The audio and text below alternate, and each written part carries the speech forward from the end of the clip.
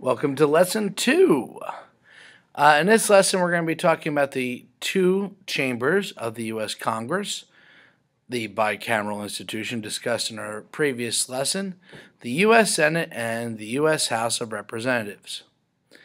I'm hoping that by the end of this lesson, you'll be able to compare and contrast the qualifications, powers, and roles of the two chambers. So let's start at the top, and let's talk about the upper chamber, the U.S. Senate. The U.S. Senate represents the states. There's two for each state. That means there's 100 in all. The U.S. Senate is led by the Senate Majority Leader. That basically the political party that has the majority in power, if Republicans are in majority in the Senate, they elect a leader of them. If Democrats are in the majority, they elect a leader. They oversee and set the agenda. They decide which bills will come up for a full chamber vote. They assign committee positions. They have a lot of power in the U.S. Senate.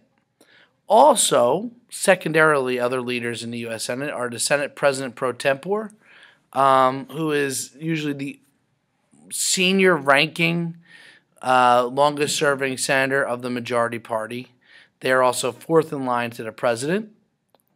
And the Vice President of the United States is also the President of the Senate, meaning that if there's a tie vote in the U.S. Senate, the Vice President gets to break the tie. Since there's always going to be an even number, it is conceivable that literally you would have a 50-50 split.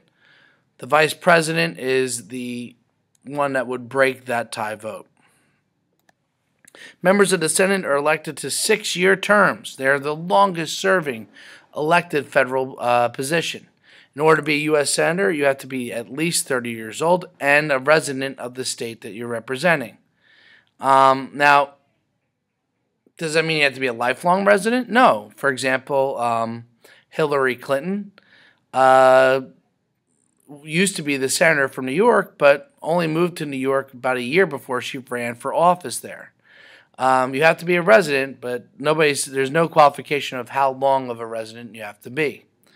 Remember that you're representing the entire state, not just a section of the state. So you have to do campaigning from all across your state. If you have a very big geographic state like, say, Texas, it's a daunting position. U.S. senators used to be elected by the state legislature, meaning that they were an appointed position. However, the 17th Amendment to the U.S. Constitution changed that, thankfully. So now we, the people, elect our senators to the U.S. Senate directly. The lower chamber is the House of Representatives. They represent the people.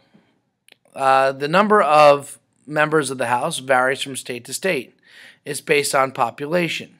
So, for example, states with a large population, say California, might have up to 54 representatives, whereas states with a very small population, say Montana, might only have one representative. Overall, every state has representation. Just the bigger the population, the more representatives.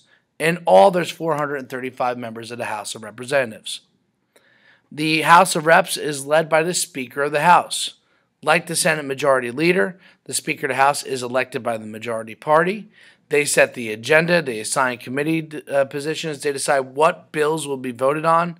The Speaker of the House is often referred to as the most powerful member of the U.S. Congress, and is third in line to the presidency. So to give you an idea, if the President and Vice President were on a plane and it crashed, the Speaker of the House is now the President.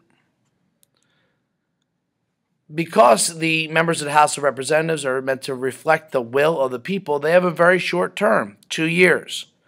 That means basically they get elected and they're working to get reelected right away. 2 years is a very short term. It was designed to reflect how the people feel in a given moment. So if the people are really frustrated, let's say, with one political party, they might elect a different party, and then 2 years later, they might have changed their mind.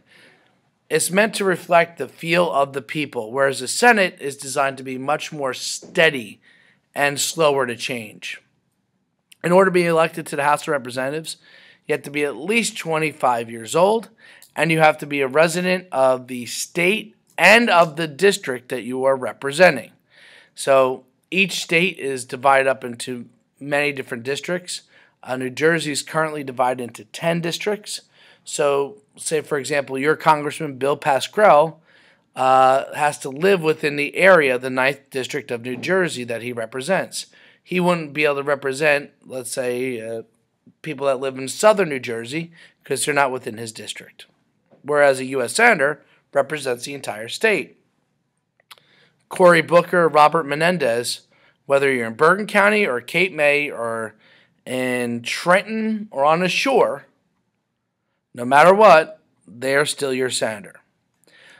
So, now that we've discussed both sides, one of the best ways for you to make a comparison is for you to complete a Venn diagram. Inside of your packet was a Venn diagram sheet for the House of Representatives and the U.S. Senate. You should be including the terms of office, their qualifications, their leadership, who they represent. Make sure you have these differences laid out, and also the things that are similar. As you can hear, the bell just rang, and that brings our lesson to a conclusion. Thanks for watching.